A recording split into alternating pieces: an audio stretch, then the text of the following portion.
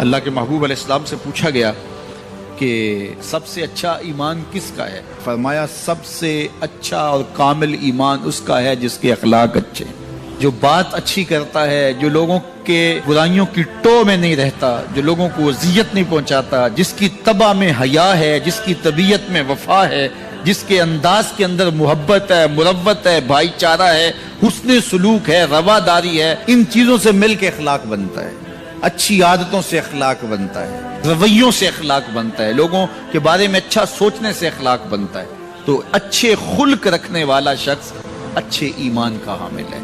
بہتر ایمان اس کا ہے جس کے خلق اچھے ہیں، جس کا کردار اچھا ہے، اور جس کا کردار اچھا نہیں ہے تو سنیے اللہ کے محبوب نے ارشاد فرمایا، فحش مزاجی اور فحش گوئی، بیہودہ بولنا اور بیہودہ طرز زندگی اختیار کرنا، فرمایا یہ دونوں چیزیں اسلام سے نہیں ہیں، ان کا اسلام سے کوئی تعلق نہیں۔ اسلام تو لطیف دین ہے، اسلام تو خوبصورت دین ہے، اسلام تو دین محبت ہے۔ فرمایا تم میں سے سب سے اچھا اسلام اس کا ہے جس کے خلق اچھے ہیں۔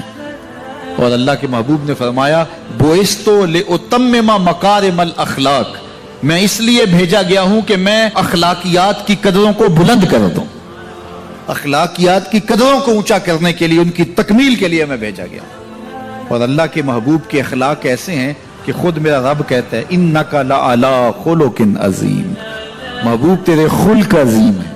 تو جس کے خلق کو میرے رب نے بھی عظیم کہا، وہ خلق کتنے عظیم ہوں گے۔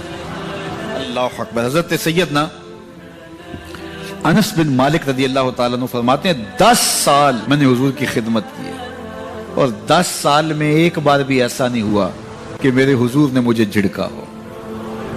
کیا محبت تھی، کیا پیار تھا، کیا خلق تھا۔ خلق اودے نے مولئی دنیا، خلق اودے نے مولئی دنیا، کوئی ورلائی جان بچاوے، آزم ایڈا سونا ماہی سانو کدرے نظر نہ۔ کچھ ان کے خلق نے، کچھ ان کے کردار نے کر لی مسخر ساری دنیا شہ ابرار نے۔ تو اچھے اخلاق کا حامل جب بندہ ہوگا اس کا ایمان کامل ہوگا اور اس کا ایمان اچھا ہوگا۔ تو نامہ اعمال میں جو عمل ڈالے جائیں گے، جو ترازو پہ میزان پر جو عمل ڈالے جائیں گے، سب سے وزنی عمل نماز نہیں ہوگا، روزہ نہیں ہوگا۔ سب سے وزنی عمل کون ہوگا؟ جو پرڑے کو جھکا دے گا، وہ حسن خلق ہے۔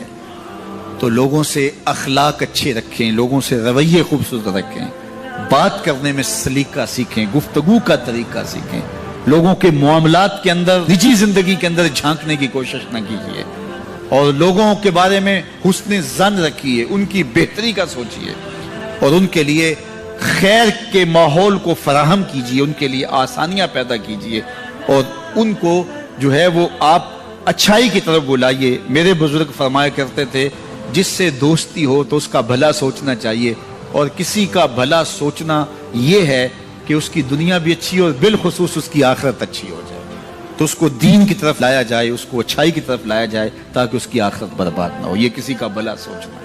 تو اچھے اخلاق کا حامل شخص ہی ایک اچھا مسلمان ہوتا ہے۔ صوم و صلات سے کوئی شخص نہیں پہچانا چاہتا، یہ تو اس کا ذاتی معاملہ ہے۔ کسی شخص کی پہچان اس کے اخلاق سے ہے۔ نکاح کرنے کے حوالے سے بھی اللہ کے محبوب نے ہمیں جو رہنما اصول دیا، فرمایا جس کے اخلاق اور جس کا دین تمہیں پسند آ جائے اس سے اپنی بیٹی کا نکاح کرو۔ تو وہاں دولت دیکھنے کی تلقین نہیں کی گئی۔ اگر یہ قدریں ہوں گی ہماری ایک دوسرے سے جڑنے کی، ایک دوسرے سے قریب ہونے کی، رشتہ داریاں کرنے کی، تو پھر اچھا معاشرہ تشکیل پائے گا۔ اور جب ہماری جو ہے وہ ترجیحات اس سے ہٹ کر کے ہوں گی تو پھر اچھا معاشرہ تشخیص نہیں پائے گا۔ آج اس سے تعلق جوڑا جاتا ہے جس کے پاس دولت کی کثرت ہو یا کوئی صاحب اقتدار ہو، تو لوگ اس سے تعلق رکھتے ہیں، چاہے اس کے اخلاق کتنے ہی برے کیوں نہ ہو، اس کے رویے کتنے ہی تلخ کیوں نہ ہو۔ جو اچھے خلق کا حامل ہے اس کی قربت اختیار کرو، تمہیں زندگی اور آخرت کا نور